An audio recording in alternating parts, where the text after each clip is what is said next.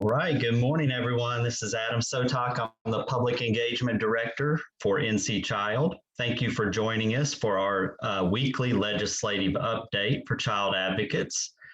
Before we get started, I wanted to first make sure that everybody knows that this meeting today is in both English and Spanish. So we need everyone to choose a language, select your language on the screen. So if you go to the bottom of the screen, there's the interpretation tab down there, and you can select the language of your choice. If you don't do this, you'll be unable to hear the presenters. So please go down and do this. If you select Spanish, for example, you'll be able to hear the speaker in English at a low volume in the background.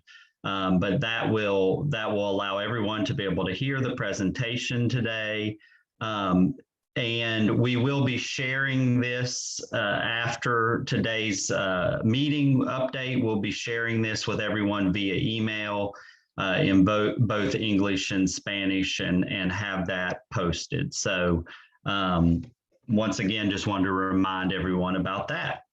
So today, Friday, July 23rd, is the week that we're kind of moving into our shorter legislative update series.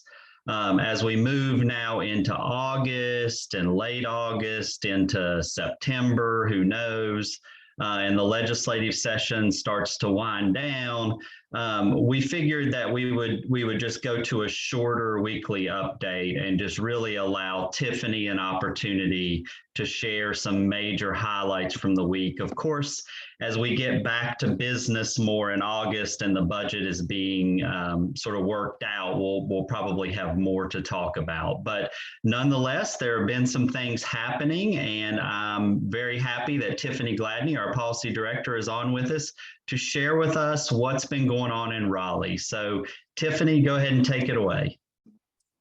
Thanks so much, Adam, and happy Friday, y'all. So we are still very much on House budget watch, but that does not mean that it was a quiet week on Jones Street. We saw this week medical marijuana, telehealth, and also high school athletics administration really dominate the conversation. And of course, below you're going to see, or later you'll see and you'll hear right now about some of the bills that we're following or that are relevant to us.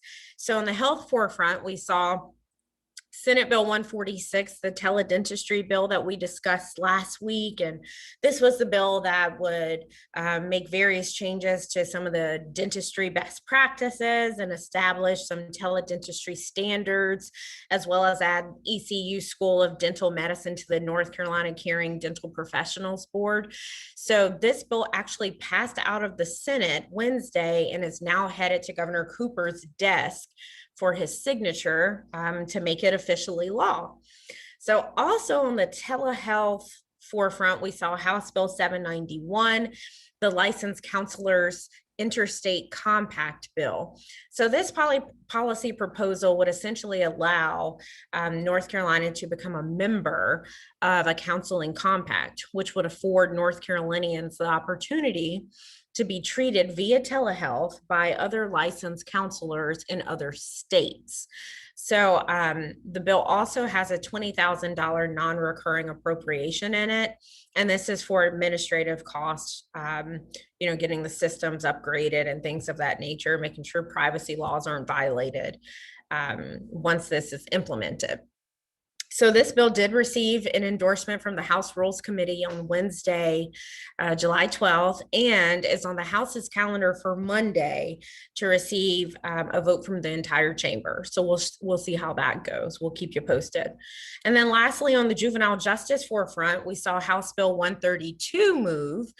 And this bill seeks to amend the state's abuse, neglect, and dependency statutes as recommended by the Court Improvement Program.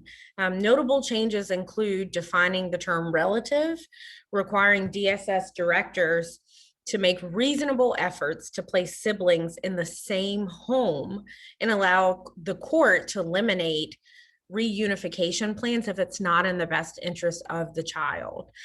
So this bill moved out of Senate Senate rules Wednesday and is now headed to the Senate floor for a full vote. So, and of course, if you have any questions or comments, put them in the chat, or you can always email me after the fact at tiffany@ncchild.org. And that's it, Adam. All right, Tiffany, thanks so much. We are in this interesting time here where, the House is working on their budget and we're in a little bit of a holding pattern. But of course, as we all know, it's also a very important time because this is when a lot of the decisions are being made. And we still need to be contacting our legislators about some of these key items in the budget that we all care about. And of course, we all hope that everyone's going to be able to negotiate together and we'll get a finalized budget that gets approved here in North Carolina. The only other thing I would point out with that too is that federally, of course, there continues to be a lot of conversation about various things that we all care about, including a federal infrastructure package, which we have been hearing is this bipartisan package is actually likely to come together early next week and get voted on. And we're hearing that's going to have about $1 trillion tax or price tag to it, and that's going to really consist of the more traditional infrastructure type items within that. However, there's also the parallel process of the sort of $3 to $4 trillion budgetary and reconciliation package that the Congress is working on and trying to come to agreement on. And that's also simultaneously moving, and they're trying to come towards some kind of answer for that too. And that would include a lot of things, potentially, hopefully, that we all care about, including increased child care assistance and funding, funding even for a federal solution to close the Medicaid coverage gap for the over 2 million people, majority people of color in the South who are unable to access affordable health insurance. And there's just a lot of things happening just continuing in this dynamic time we're in really over the past year or so with COVID-19, et cetera. Of course, there's also the lingering effects of COVID-19 and increases in cases that we're seeing in many different states. And it's going to be real interesting to see how the public debate goes with that. We just saw all the major hospital systems in North Carolina say that their employees are going to need to be vaccinated by around October, and making that decision. And it'll be interesting to see what steps other employers, et cetera, take. The last thing I'll just editorialize on also is that it'll be very interesting to see, even at the high school level with the oversight of athletics, there's a lot of kind of politics going on there, and I don't pretend to know all the ins and outs, but one factor is that now amateur athletes, at the collegiate level and also at the high school level, believe it or not, can be paid for their likeness. And we're going to start to see that kind of thing. There's a great high school basketball player that just signed like $1 million deal with an athletic company. And so you're going to start seeing this kind of thing where, you might have the high school athlete doing the commercial for the local car dealership or something like that. So that's just going to really throw in this interesting factor in the oversight of high school athletics and stuff too. And I have a feeling that change that's coming down the line also has maybe instigated or prompted some of this conversation that's happening in the legislature. So with that being said, do we have any questions in the chat? Yes, there is one from Leslie on any update with the Foster Parents Bill of Rights. We did not see any movement from the Foster Parents Bill of Rights bill this week. There's a lot of hiccups going on with that. It's kind of been thrown in with a whole bunch of other bills right now into what they call a Christmas tree bill, where they kind of just add other ornaments and other pieces of legislation in on it.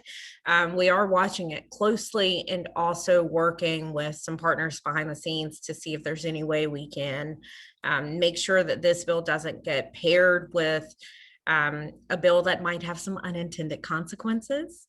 is the nice way to say it. So we are working on that behind the scenes. So stay tuned because we might be reaching out to some of you folks on the call right now to say, hey, would you contact your legislator or whatever the case may be. Great question, Leslie. Thank you for that.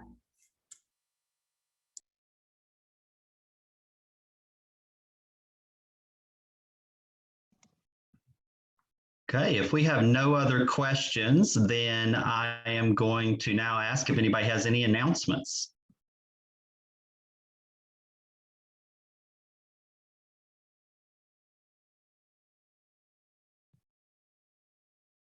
Good morning, everyone. This is Tita, and thank you so much. This is so wonderful, great information. I shared the information on the child credit, information that you shared with us last time, and many of the families, organizations that I work with were very, very grateful for that information. And again, thank you so much. And so reminding everyone that I'm a community educator for emerging markets with AmeriHealth Caritas, North Carolina, one of the 5 health insurance companies managing Medicaid. We are providing new member orientation. We actually posted a recording session online on our website, and we are working with a translation into Spanish. So just letting everyone know, we also welcome invitations to do this virtually for now. And we could arrange with an organization if they have their Facebook or Zoom links to their constituents or the community they serve.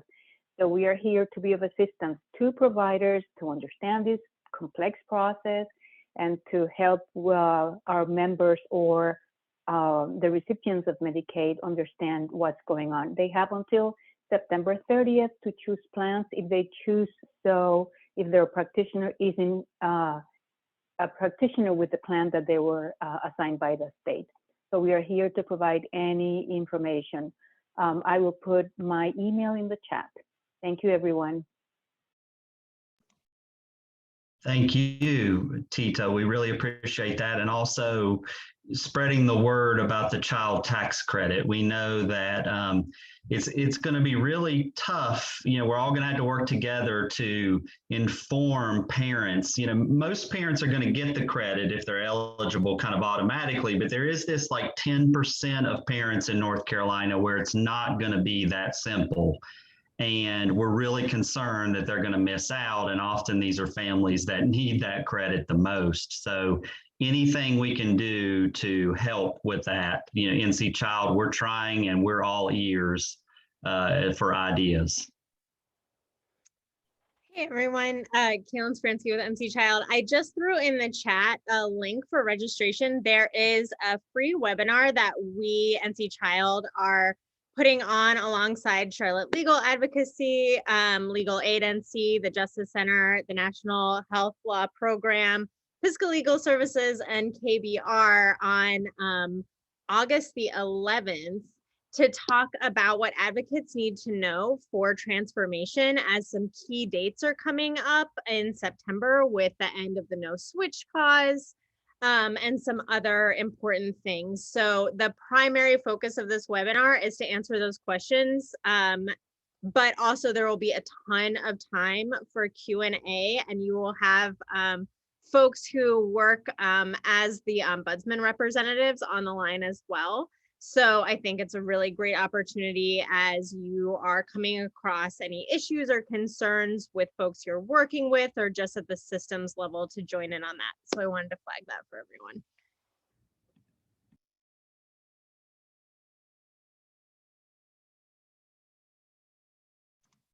Thanks so much, Kaylin. Do we have any other announcements?